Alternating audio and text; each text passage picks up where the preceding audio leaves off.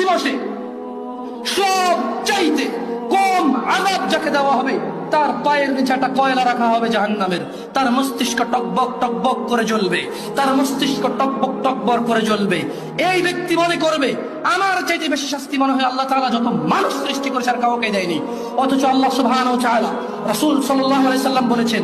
এর চাইতে নিম্নমানের শাস্তি আর কাউকে দেওয়া হবে না, যার পায়ের নিচে শুধু একটা কয়লা রাখা হবে, তার মস্তিষ্ক টকবক টকবক করে জ্বলবে। আল্লাহ সুবহানাহু ওয়া তাআলা বলেন ইউসারুনহুম, ও মুহাম্মদ সাল্লাল্লাহু আলাইহি সাল্লাম আপনি দেখবেন অপরাধীরা যারা ঘুষ নিয়ে ব্যস্ত, সুদ নিয়ে ব্যস্ত, জিনা নিয়ে ব্যস্ত, মদ নিয়ে ব্যস্ত, জুয়া নিয়ে ব্যস্ত, মিথ্যা নিয়ে ব্যস্ত,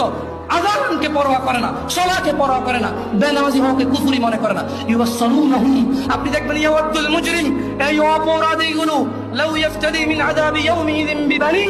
তারা আল্লাহকে বলবে ইয়া আল্লাহ এই ছেলেকে নিয়ে নেন, ইয়া আল্লাহ এই ছেলেকে জাহান্নামে